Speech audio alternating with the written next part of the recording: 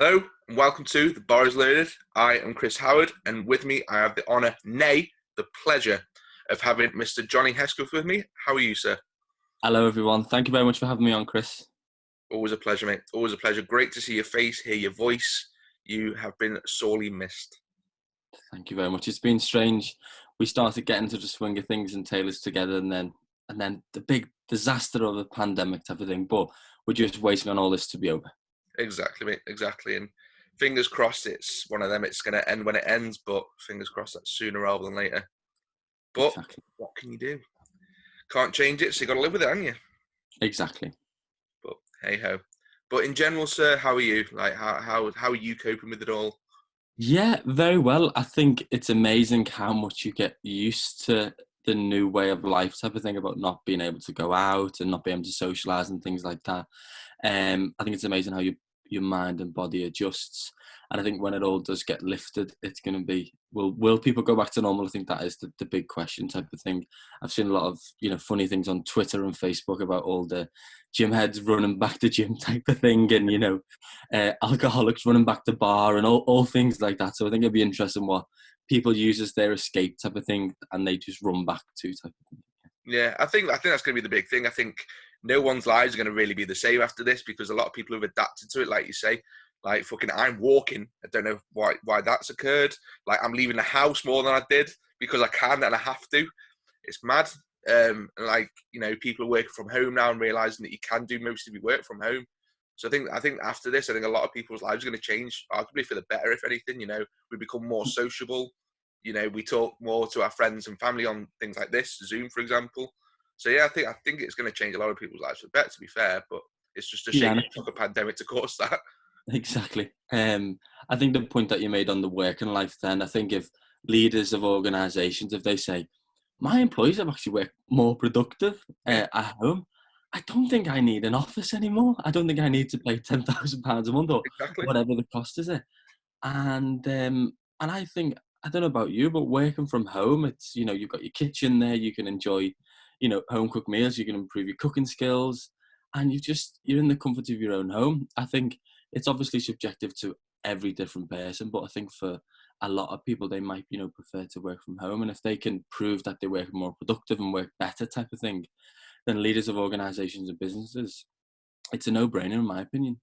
Yeah, definitely, mate. And like you say, like if leaders can sort of think, oh, if this is working better at home, I'm going to save X amount of money a month on an office. What's the point, And people are like you say, they're cooking 3 meals a day. Mate, I am sick to fucking death of deciding what I need to eat in a day. Like usually, it's take me butties to work and fucking come home and cook one meal. Now I've got to think about 3 meals a day, and it's doing me head in. I know it's amazing how complicated choosing something to eat. You think it would be very easy. Yeah. Exactly, but absolute just But I think there's not, all well and good saying, oh, we can get back to the office type of thing, or we could work from home. But in practicality, it probably will go back to normal. And I think, let's bring it back to what the podcast is all about, which is the gym. People have adjusted. You've seen everyone's Facebook videos, Twitter videos of, the deadlifts and, the bags of flour instead of dumbbells and all. Just something using anything, but it's the comfort of the gym. It's yeah. the accessibility, the easeability. That's the word, or the easiness of it type of thing. And yeah, I think people will probably very easily slip back into it because you can't beat the gym. You can't beat that atmosphere in the gym and the camaraderie type of thing. No, 100%. I mean, that's the reason for this podcast today. It's going to be around mental health and lifting, and especially like how lockdown is intertwined with that now. And like you say, I think that's a big thing for everyone. Like the gym is part of your routine. That's the big thing that I missed is I come home from work, I get changed, I go to the gym. On a Wednesday, I'm in Taylor's. I get to train sort of when I want, how I want. And now at the minute, like don't get me wrong, I'm so lucky to have like the dumbbells and the bench that I've got in the house, but you miss those lifts. You miss doing deadlifts properly, things like that. And like you say, you Yeah, miss the camaraderie, you miss the environment. exactly. And I know you're a well, you've been going to the gym for quite a long time type of thing. Proud new member of Taylor's relatively a few months in, and I finally thought I've got a little bit of a routine now. I know when I'm going. I know what, I wouldn't say I know what I'm doing. I'm starting to know what I'm doing. And then it just throws you. And I thought, you know what, I've got motivation for the gym before. I'll crack on and do it at home. And you just don't. Yeah. Yeah, The dog starts barking, your auntie rings, or, whatever happens type of yeah, thing. And you crack on with your day. yeah. And exactly like it's those home comforts. It's for me. It's great that I come home and there's dumbbells sat there, but they're sat there in my living room, and so's my sofa. So it's so easy to be like, so we'll have a rest And, day today. Bit busy and, day Net- at work. and Netflix is always calling for you, isn't it? Chris, come here. Disney Plus as well, mate. Like Star Wars, The Mandalorian, the new Clone Wars series have absolutely just had me. So, Exactly. And I think on that point is that, we're seeing on, the news, all the businesses that are dipping and failing. But businesses like Disney Plus just come out at the perfect time because exactly, I yeah. think everyone has bought it. And I don't know if they planned that. Maybe Disney is behind the pandemic or something. Mate, Illuminati and all that they say about Disney, don't they? So, wouldn't surprise me. It's funny how it's almost Star Wars Day on May the 4th, and they found this perfect time to release a new film on Disney Plus. I'm telling you, mate. They're very clever. But yeah, man. So we're gonna get a bit of background on you, really. So tell us a bit about like your lifting, sort of what you do as well. So you do a lot of charity work. So if you can talk about that, that'd be fantastic. Thank you very much. Yeah, I'll just introduce myself. So my name's, as Chris said before, Jonny Hesketh, and I run a charity called the Yellow House that works on developing young people through creativity. And we focus on developing everything about a young person, so the holistic well-being, which is both physical and mental health. And what happened was, is in November of last year, we moved offices, we moved our creative spaces to 151 Dale Street.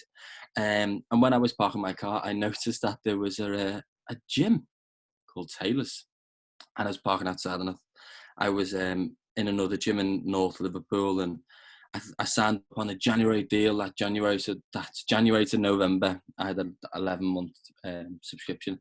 I think I went about 3 times to the very commercial gym, and it just wasn't for me. I didn't have motivation for it, but I signed up for that. I think as many people have done in the past, that signed up for that monthly subscription to the gym type of thing, and just haven't got the motivation to go. So so it was one day I just plucked the courage type of thing to drop an email to Taylor's about the 10-day strength experience, I think it is. Yeah, Chris. Yeah, that's the one, mate.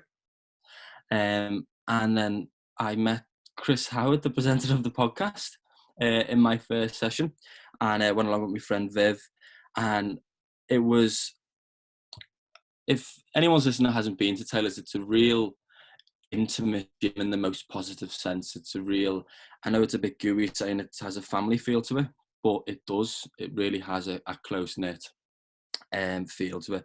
And I think when you go in, when I was relatively new into lifting in this whole world of gym, and you see people that are coming in, they've got 33, inch biceps and things like that, and you start to panic, and you think, I'm just not going to fit in here because I'm not, I've never lifted before, never done real powerlifting, strongman or whatever. But then you feel instantly at home, and I think that is definitely the power of Taylor's, and it's a credit to the staff team and the members of Taylor's. So started with Chris on the strength session, and found that lifting heavy things is cool. It's strongman is of course what I'm talking about. Thought about powerlifting and weightlifting, and then I thought it's a bit too technical. I think there is technique to strongman, but if you agree with me, Chris, it's still about brutal strength, isn't it? Exactly. It's lift the biggest thing above your head off the floor in the most awkward way you can possibly do it. And yeah, like you say, it's such a fun sport to get involved with, and it's one that you can just walk in and get involved with straight away. You don't have to be the strongest. Like, you can just build yourself up, and you're a credit to that. You walked in like fairly beginner, and literally within a fair few weeks, like you've absolutely come night and day, and your lifting now it's right up there. Your stone PB is exactly the same as mine, which deep down is a little depressing, but what can we do? But yeah, and like it's just, and the tailors feel like that's what we pride ourselves on as a gym, is it's that family feel. And it sounds corny, and a lot of gyms will say that family feel, but like Taylor's is a genuine family feel, and that's Yeah, like and the thing that I really enjoyed about it, and it's with other gyms. You know, some people enjoy the commercial gym, they do, and some people in Taylor's go to both. It's they like the, you know, the feeling, the different aspects of both. But when you go into a commercial gym and there's 36,000 bench press machines, and they've got the nice diagram on the side, and it's all well and good. It's still complicated to use, them machines, I think. But it's when you've actually got, for me, what I like about the Atlas stones and, you know, the strongman stuff, it's not mechanical. It's literally just, it's almost caveman pick this up type of thing. And also, I think with the machines, you pull that little peg out and you pull it back in, you know, when you go up that next step. But things like, you know, with the Atlas stones, you physically move on to the bigger stone. You go onto the next platform. Yeah. It's, for me, it feels a little bit more physical. And with the logs, you know, you physically put on that other plate, and I just think it feels a bit more like motivational type of thing, and I think that's good for anyone. Yeah, definitely. And like you say, like I think that's why a lot of people struggle with like finding that routine with a commercial gym, is that, you know, you walk in there and there's all these machines, there's all these people looking like they know what they're doing, when truly most of them don't. Yeah, But like that's quite threatening to someone just going in who, you know, wants to lose weight, just wants to get a bit stronger, anything. And, you know, like you said, like a gym like us, it's perfect because you, like you say, you're lifting that bigger stone, you're putting that extra plate on the bar, you put an extra plate on the log. There's that physical difference rather than just moving a pin down or going up a level on a treadmill. You know, not to take the credit away from that, no, of but, course not. like you say, someone new is going to see that difference a lot more than they would with just a pin. Yeah, and I think with being new to lifting, when what makes me sound like an old mature man there. Back in November, it was when I joined Back in Taylor. your day. Back in my day, it's amazing when you just think it's the gym, and then you're gonna go a few days a week, and then you're gonna just go home, and you're gonna, you know, not be excited about it, not be motivated about it, not to become a part of your routine. But it really does. It does become a part of your life, and as you said before about that family element of Taylor's, you know, you go friends there as well, Hmm. and you know, I just think that is as I said before, credit to Taylor's and credit to the staff at Taylor's. Um, and I remember when a point that me and Chris were laughing about a few weeks ago is that when you first go into a gym, you first go into lifting, you say, "Don't want to compete." Just it's not something that I had in my mind. And then there's obviously most people are talking about competitions, and you go, and I said, I will go to one, and I went to Chris's one in Preston, and then ever since you just think, ooh, maybe. So maybe one day I might give it a go of competing. Then it's just putting the work in and training for it type of thing, which again, it's that motivation angle. It's that I've got a goal, I want to smash that goal, I want to smash that PB, I want to get better than the person next to me. I think that is a good thing about it. For me, it's a bit of a game. It's like I want to get to the next level. I want to beat the boss of the game. The boss of the game in Taylor's is 160 kilo stone. Is it 167? It's 167 kilo, yeah, the Stoltman zone. So that's my the boss of my game, and That's I'm that's the finishing level at the minute. exactly. Has anyone done it? No one's done it, have they? No, no, I don't even think anyone's moved off the ground, mate. Let alone put it on a platform yet. So And I think that's possibly the boss for a lot of the strongmen in the gym. So that was my strongman experiences, and then the process. This what I went through with Chris, which I thought was very helpful, is that we almost had like round robins of all the strongman exercises, which I thought was very helpful. And I think you always want to throw pick the biggest stone and throw all the, you know, the plates on the bar and things like that. But what I've been taught, and it makes sense obviously, is the technique's got to be right. So you've got to do the bar on its own, or the log on its own, or whatever, or stick with the smaller stone. And I think when you get that technique right, you can then just start to put more weight, and then just build on it type of thing. And that's what I've just found very helpful, is just going around the other things, playing it. Found things that I don't like. I didn't like what's the big heavy dumbbell, monster dumbbell. yeah. Didn't like that. It just I don't You'll know work why. with it, mate. It's fine. Yeah. But then just found, ease with the stones type of thing. So I think a lot of people that go to the gym can say that, they just hate that exercise or hate deadlift, but love bench and things like that. So I think everyone has their preference. You preference log, don't you, Chris? Yeah, yeah. Like pressing for me is probably my strength. As much as I enjoy deadlifts, I am absolutely shit at them. So that's that hurts me a lot. But yeah, I mean in strongman, there's not really that. I wouldn't say there's an event I hate. Mm. There's events I'm not good at, but I wouldn't say I hate them. If anything, just I fucking hate cardio. That's probably about it. As is noticeable with my physique. So yeah, if we're going down the hate route, definitely you're never going to see me on a treadmill. You're never going to see me on a bike or rowing. Me walking around Newsham Park, mate, is the most you will see me do. Sounds very exciting. It That's a is. lovely park to walk around in, though. Do you know what, mate? I generally I've been here, lived in this house for 5 years. Always thought Newsham was just this crackhead park. So I was like, nah, I'm not walking around that. Lockdown one day, I was like, no, we're gonna go for a walk around that, and it's actually one nice. Exactly. And I think a lot of people have discovered the local parks and, probably discovered aspects of the home that they never knew that they had Yeah, type yeah, of thing. yeah. Started decorating everything, and then you realise there's like this little nook that you never knew was there. Exactly. I, I, there's amazing how many certain stocks type of thing of products are just gone. Like paint and fencing things apparently just gone out of being Yeah, cute. yeah. People said, I've got time to build the fence. I've got time to clear the shed or clear the loft type of thing. So I think it's good that everyone finally has time to do that. Yeah, definitely. And, like this lockdown is, people have started new hobbies, start, learning new languages, things like that. So again, it goes back to that thing that maybe this lockdown isn't the worst thing that's happened in the world. Obviously, it's Mm. devastating what it's done to families, but what it's done just for arguably it's done good for the mental health as much as it's done badly for it.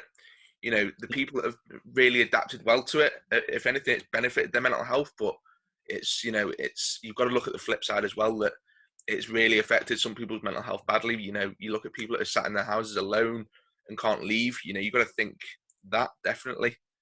Yeah, it was as soon as this whole thing happened. The Yell House team had to put a project. We had to put a plan together on what we're going to do, and a lot of the young people that we are working with are already isolated in their homes. They might be living alone. Not got big support systems, and we are that support system for them. Or they might be a young person in a house that's got 5 siblings and a mum and dad, so it's a busy household. But I think at the same time you can be as isolated in an empty house than a full house. Yeah, um and we were thinking, so we're already working with isolated young people, and they're now being told to isolate more. So how can we fix is the wrong word, how can we deal with it, how can we support them in that? And for me, what I think is a good thing for mental health and to support it is coping mechanisms, which is your creativity, is you go in the park, is cooking, is filling your day up type of thing. And I think is the gym for some people as well. yeah, definitely. I think a lot of people, I've had a rough day at work type of thing, I'm going to put my headphones on and listen to Miley Cyrus or Metallica, whatever, and lift for an hour type of thing. And it's just the releases of, is it endorphins that come out type of thing, your release of just, see, me getting technical. Yeah,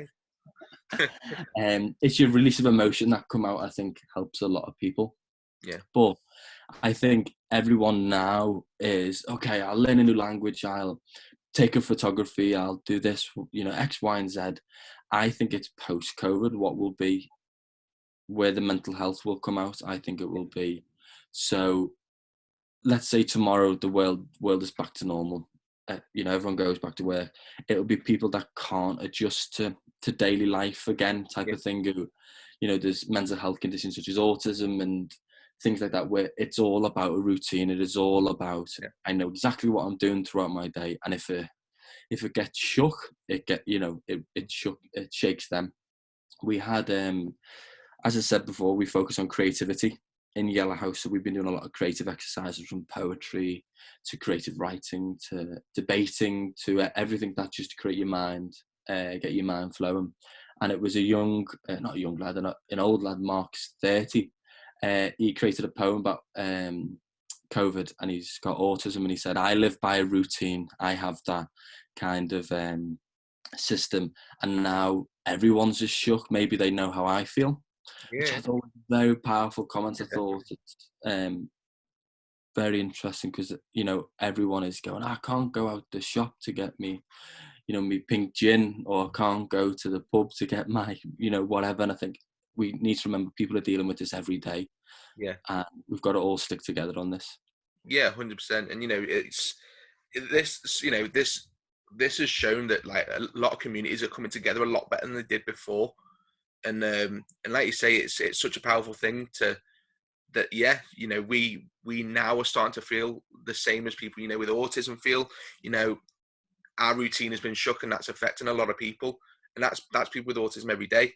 You know, so like you say, it's so powerful to think of it in that aspect. Um, And I think every organization, every business are trying to put things in place that are, you know, ensuring that everyone keeps positive, and also from a business point of view, make sure that you don't forget about your local business or your yeah, local, you know, gym or whatever. And I think, again, I feel like I'm plugging tailors, but I think I obviously will. Is the new app that just come out for tailors, yeah, which is a members hub, I think I would call it. It has everything that you can do with the gym, from the events to contact with your fellow members or contact with your coaches. And they've launched that perfectly in the middle of lockdown. And I guess, you know, Danny and the team would want to have launched it when everyone was still in the gym, but I think now it was possibly even a better time that everyone is excited to get back to use the app as well as everything else in the gym. And of course, the varsity event that, you know, didn't happen. I think everyone is just motivated to get that going again, and, you know, just get back to training type of thing. So it's good that these coping mechanisms, which for me are not a cop out. It's not I'm going to ignore everything. I'm just going to crack on with some art or crack on with the gym. I think it does. The coping mechanisms do actually help in long term mental health. yeah, 100%. I think as well, like I think it's taught a lot of people resilience. I mean, me especially, like the gym is my coping mechanism. You know, I've had like if I've had a shit day at work, I can go to the gym and slam some weights around and feel a lot better. At the minute, I've obviously had to adapt. You know, it's now come home, I can still do my dumbbells, and I realise now that it's the gym. Yes, it's a it's that coping mechanism, but it isn't the be all and end all. Like it's just spending that time with yourself, and however you spend that time with yourself, like that's the coping mechanism, not the gym itself. The gym's just the facilitator to that.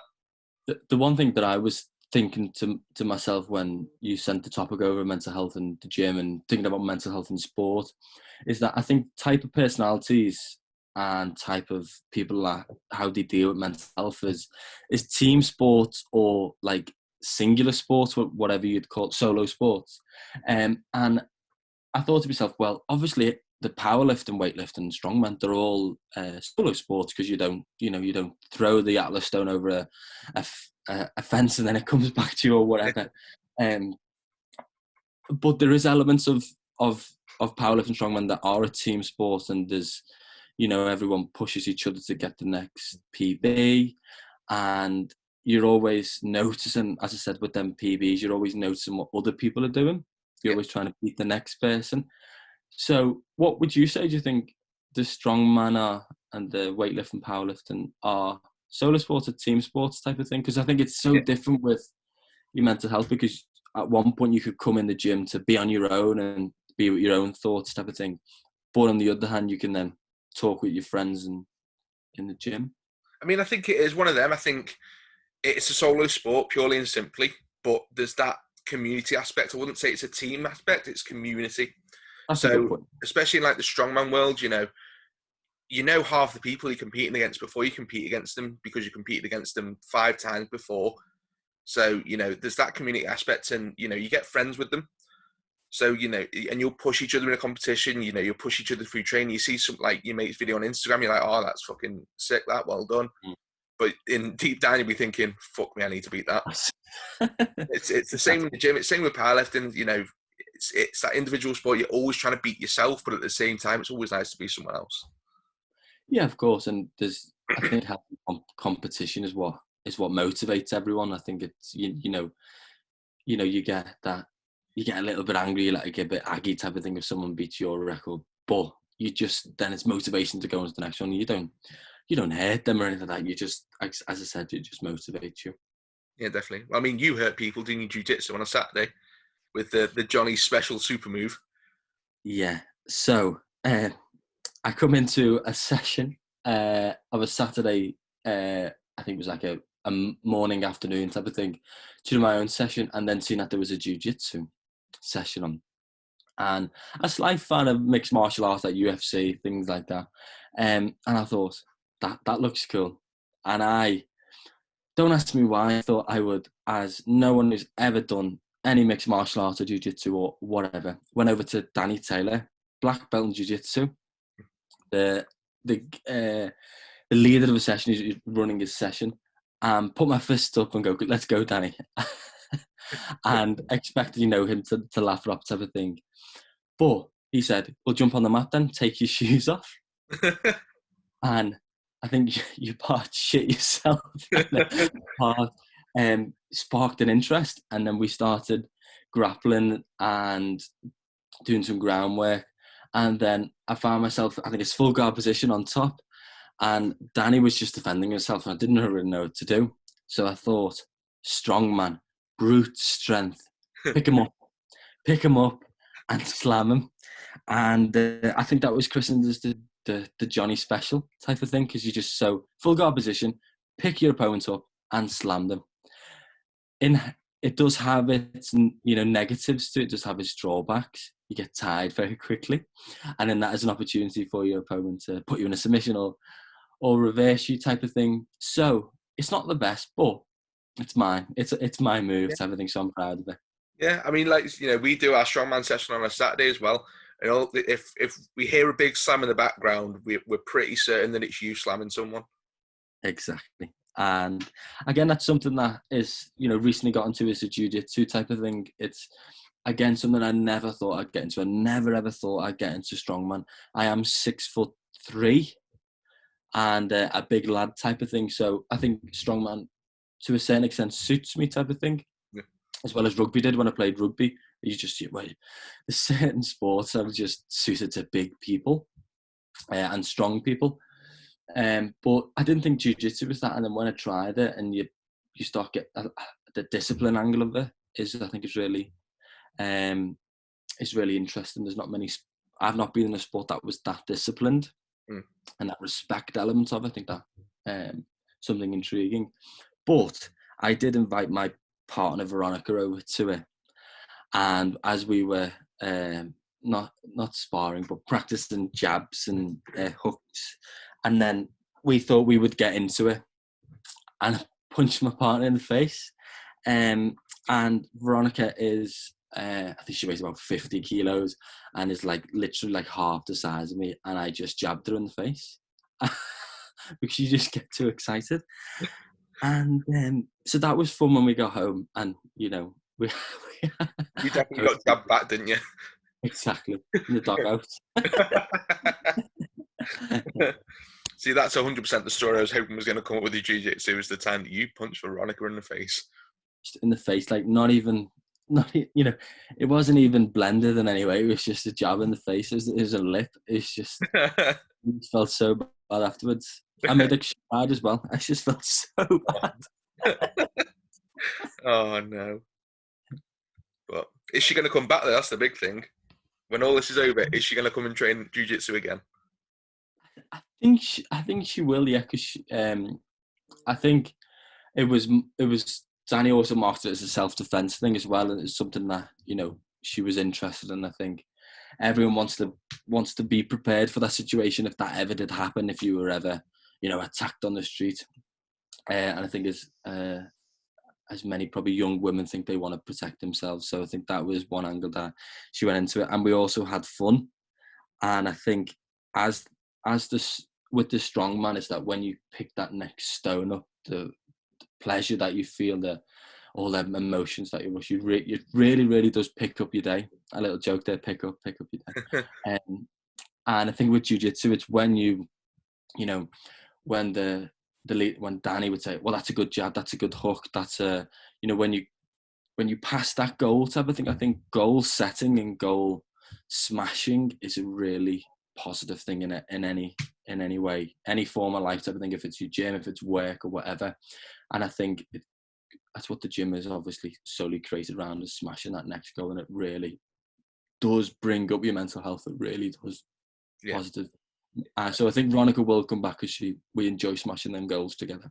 Nice. Good. And I mean, that's that thing, bringing up goal setting.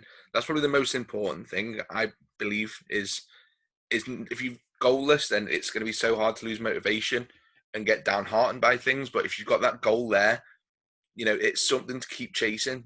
Someone walking into a gym, straight away, the goal is there. It's, I wanted to go to the gym, and you've smashed that first goal. You've done that first hurdle.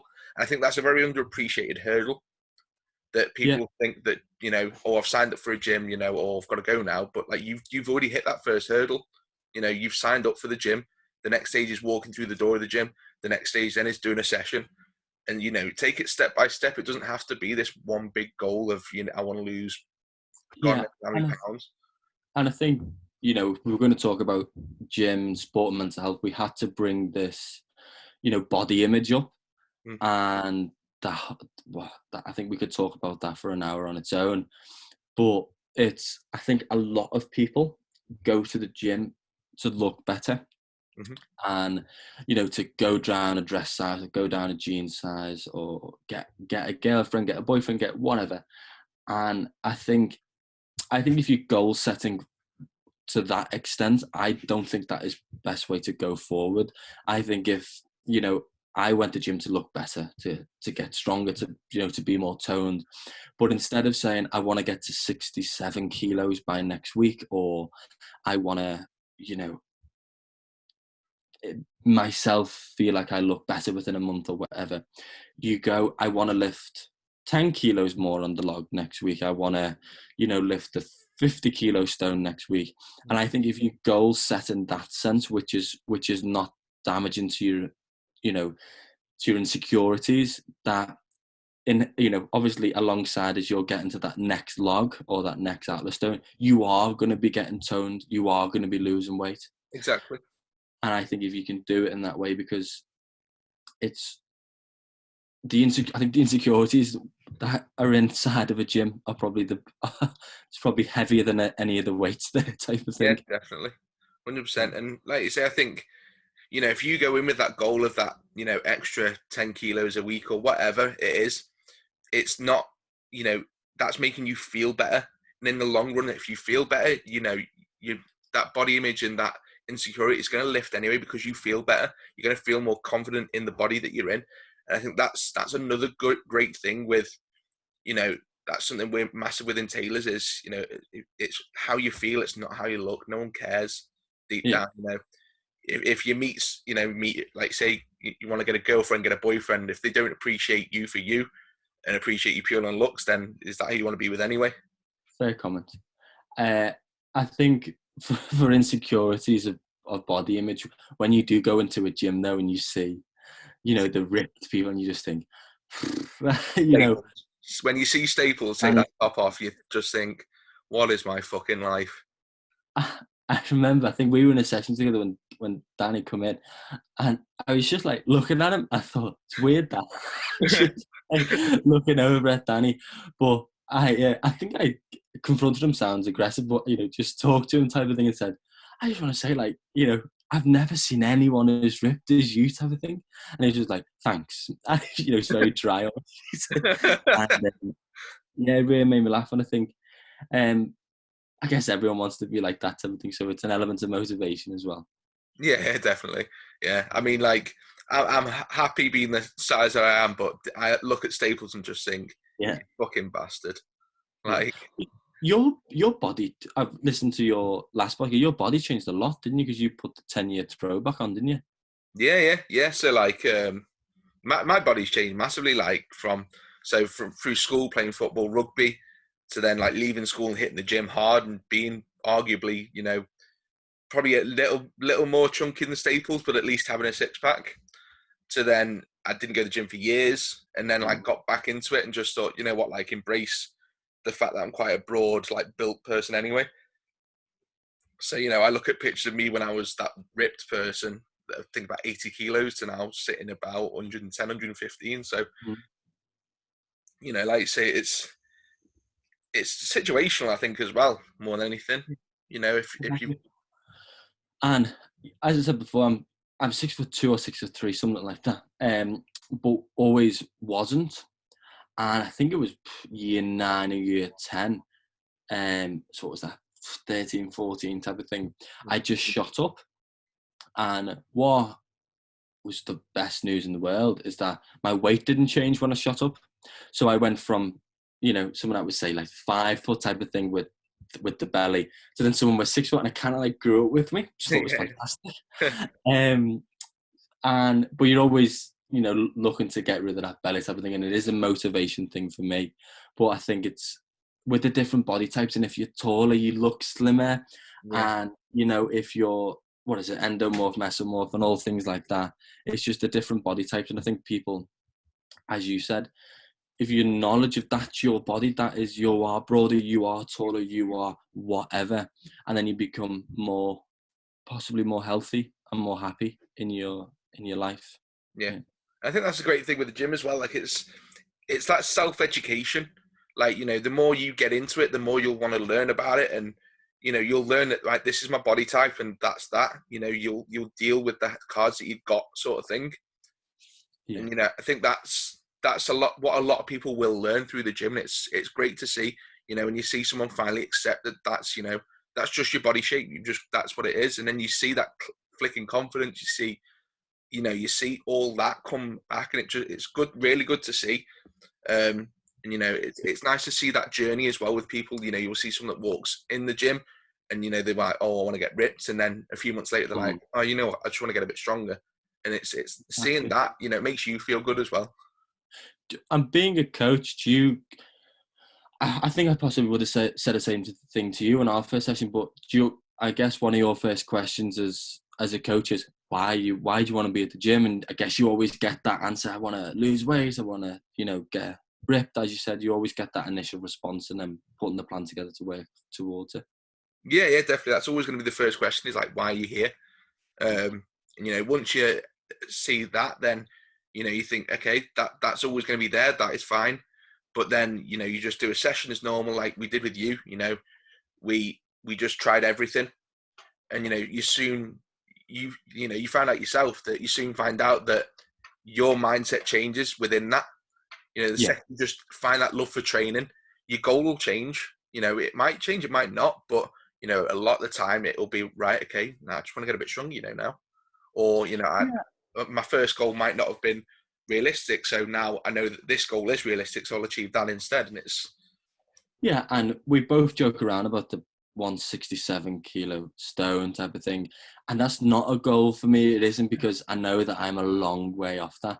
But you go down the next one, and that's not negative. That's not I can't reach that goal. A goal's got to be realistic, hasn't it? It's got to be achievable. And I think it's small goals when you put them together, and it's how I go through my working day. If I've got a really busy day ahead, I write down all of the things I've got to do and just tick them off. Even if it's very, very simple things like put that in, file that away, just talk to that person, ring that person. And once you've ticked that off, it's like, oh, done that.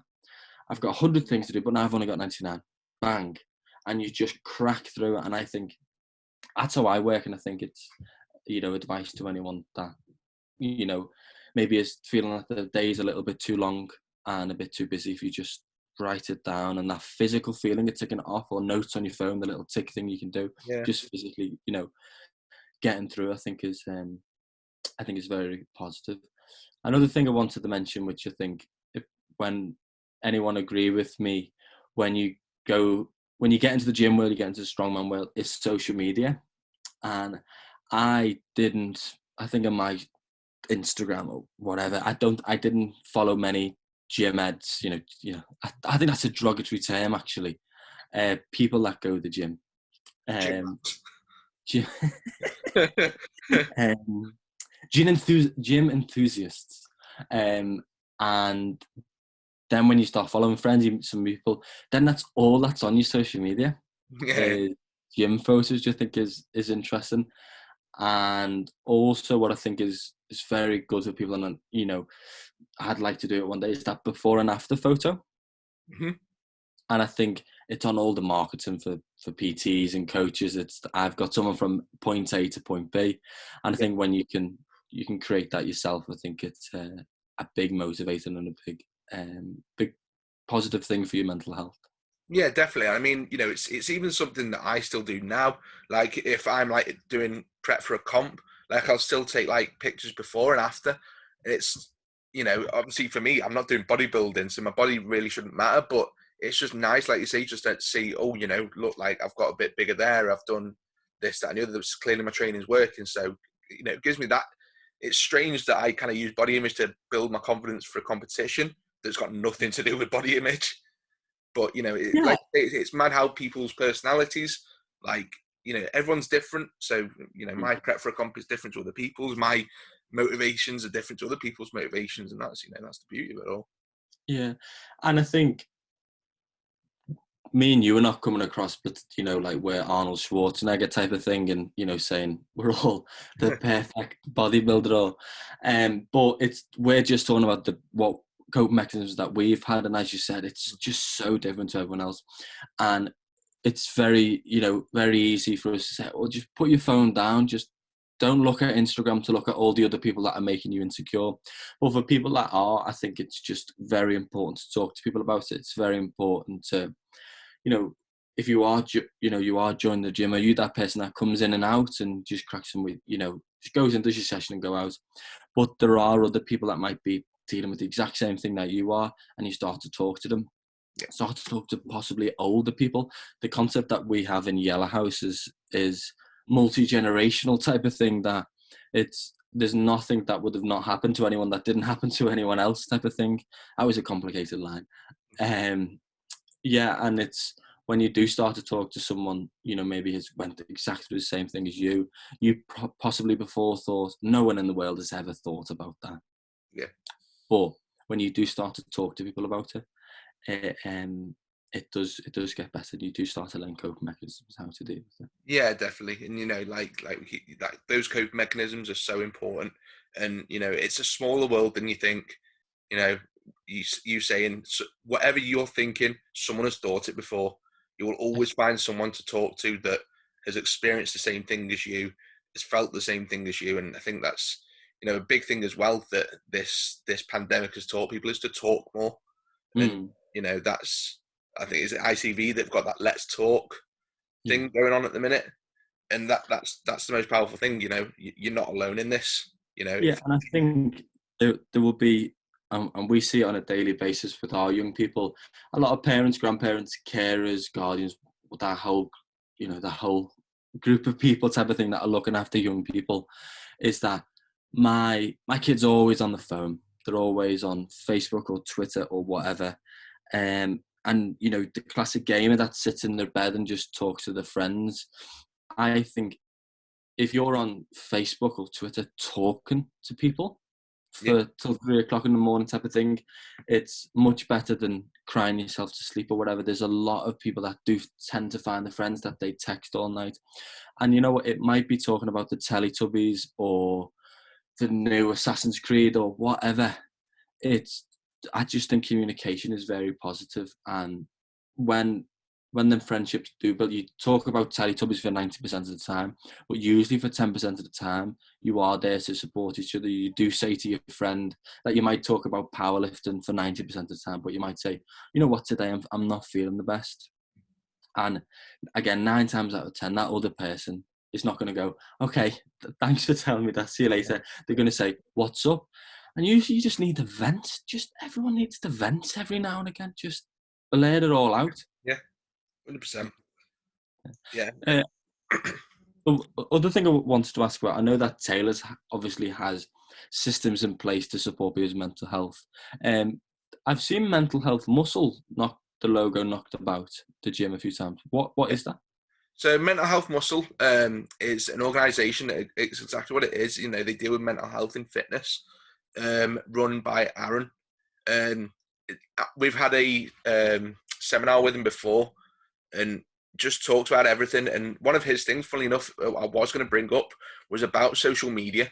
And obviously, like you say, we flick through and we see these unrealistic visions of people.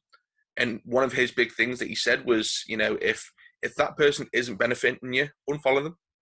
It's not going to affect your life. It's not going to affect their life. If you unfollow them, they don't benefit you. And that's something I did literally straight away after the seminars. I went through Facebook, Instagram, the lot. I was like, you don't benefit me, so there's no point in being there.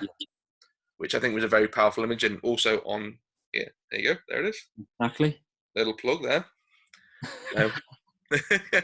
Not that you will see that on the audio version of this, but if you watch the video on YouTube, just for audio viewers, Chris has just shown his own T-shirt that has Chris Howard's logo on and also Mental Health Muscle on.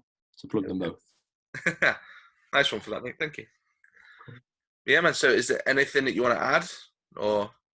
No, I think when you first sent me the text that we're going to talk about mental health and exercise and lifting, I thought, I don't think I can talk about for an hour for this, but we have, and I think it's amazing that it's 3 minutes to 11. So there's no really final comments. It's just, I think everyone's looking forward to get back to the gym, and I think the initiatives that gyms have put together with Taylor's, with the app, as I was saying, with the members group. Oh yeah, how was the quiz on Friday? I forgot to ask. It was very good. Not Friday. Saturday. Yeah, it's very good. I got 40 points. Don't know how many it was out of. Had some absolute stinkers of rounds, but no, it was good to see everyone again.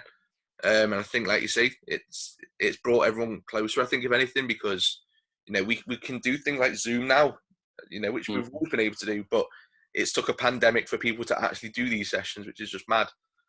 But yeah, man, no, it's good. I think the thing I'm most looking forward to is getting my fucking haircut though, because like, I'm absolutely wild right now. When we do come out with this, I think barbers, pubs, restaurants, there's just going to be so many specific industries that are just going to boom back up if they are still there, which is obviously a big thing. Of course. But I think the initiatives that other businesses have put together, I know that Save the Pub is something that Budweiser did, or Budweiser did something similar where you put 10 quid in, you get 10 quid voucher when the pub's back open, and then Budweiser donate £10 to, or something along them lines. There's a lot of initiatives like that, and restaurant vouchers type of thing that, you pay for your meal now and you can get it later. And also with gyms are saying, please continue to subscribe type of thing for your fees, but then you will be rewarded in the future. And I think that's what is probably clinging together the business sector and public sector type of thing, bringing everyone together is people's generosity towards that. No, 100%, mate. And like you say, like the generosity that people like yourself to like me, generosity to the gym and things like that. Like, it's going to be one of those things that I feel like we're never truly going to feel like we can repay, but it's something we're so thankful for. And it's, it doesn't just go to the gyms. I've got a pub back home that was community bought anyway, but the community is still keeping that going. Obviously, it can't open, but like they're still paying in and still doing things like that. So, it's great to see, like you say, this is just pulling people together massively. Exactly. And, a line that you said before, it's sad that it took a pandemic for that to happen. And line that we use in Yellow House is that, like, with great sorrow and great pain usually becomes great art. A lot of artists type of thing come from that pain and use it as their muse. But it did take a pandemic for communities to come together. It did take pain for Van Gogh, to be a great artist. And it just constantly happens again. There's something in the human psyche that element of pain brings happiness at one point. Yeah, and the one thing that come to my head before was home gyms. I think everyone has boosted their home gym up. And I just wanted to share a story. If we've got time, have we got time? Nothing but time. Was Sandbag. So I thought to myself at the start of this home gym process, I'll buy a sandbag. Sandbag, I could use it in so many different ways. I text you about it, put the program together. And I ordered it online. and I don't know why. So it was between like 50 kilos and 120 kilos. And I was like, I'll go somewhere in the middle, 80 kilos. And I thought, I can lift 120 stone. I could, I know I can lift 80 kilos. Obviously, sandbag is very different from a stone doesn't, it rolls a stone, but it doesn't like Shift in your flop. hands. Yeah. So bought it, really excited for it to come. When it come through the letterbox, or like, the mail, it was like a long letter. And I thought, that's weird. I was expecting a box with the sandbag in. And so everyone knows it's coming. It wasn't filled. And I hope no police officers are watching. But I then went to a beach that I will remain unclosed. I will not name the beach, to fill my sandbag up. And I went with my brother because I thought, and we might get a little bit tired taking it back to the car. And also another curveball that threw into it, that car parks were close to the beach. So from the point where we parked the car, I think it was about, I think I said 50 miles because it felt like 50 miles, about a mile to the nearest bit of sand. And if anyone has ever picked up an 80 kilo sandbag or anything even remotely to that weight, you can't carry it a mile. What the exercise that you do, you go maybe 10 meters back and forth in comps or however long it is. But we had to take it a mile. And it was the most painful tiredness thing I've ever done. And I regret buying that sandbag. But it is a useful thing for my home gym collection. Definitely. I just thought I'd share that story. It was a horrendous mistake of buying online thinking 80 kilos of sand. And in hindsight, imagine the Amazon delivery driver Trying to like bring a box of an 80 kilo sandbag to your door. trying to bring an 80 kilo sandbag. And one day I will return that sand to the beach. I don't believe you. Because then you've got to carry it back, mate. No, but I can drive it when the beaches are open. There's that, yeah. And then just empty it on the car park. And it will eventually go back to the sand with wind. What I love though at the minute is like, just you see on Instagram the amount of like people doing competitions for home gyms. I think I've entered about 20 and I haven't won one yet. Not that I've got the room to go anywhere, but I will win one of these one day. Exactly. And I think, businesses that are selling dumbbells and benches and bars and things like that have obviously boomed because a lot of people have just bought it. Yeah. I think that's the scary thing. Like, people selling dumbbells at like 12 kilos for 100 quid. You just think like, you're a scumbag, but if I had 12 kilo dumbbells, 2 I'd be selling for 100 quid. So We'll cut that part out though with the way that you said the NB. We'll just end that. You wouldn't sell it because you're a nice guy, aren't you, Chris? I am a nice guy, but 100 quid is 100 quid. Exactly. The one video that really made me laugh was Dennis. Is it Dennis O'Shea on his Instagram? He had his bar with 2 wheelie bins. And he was picking up from it, and I thought it was brilliant that he did it. But and on his Instagram, I know he's got an actual bar rack now. But when he had it on 2 wheelie bins, I thought it was very funny. It was real genius technique type of thing to be like you say, mate, some of these like home gyms have been fantastic. People like using all sorts of mad stuff. Yeah. But it's situational, isn't it? So it's great to see people adapting. Yeah, exactly. We've all got to keep fit in some way to get back to the gym well. Exactly, mate. Exactly. Listen, mate, it's been nothing but a pleasure to have you on. It's great to see your face. It's great to hear your voice. And I look forward to like seeing you when you come back. Thank you very much, Chris. I really do look forward to seeing you back too. Good, man. Enjoy the rest of your day, dude. Thank you very much. See you later. Peace and love, man.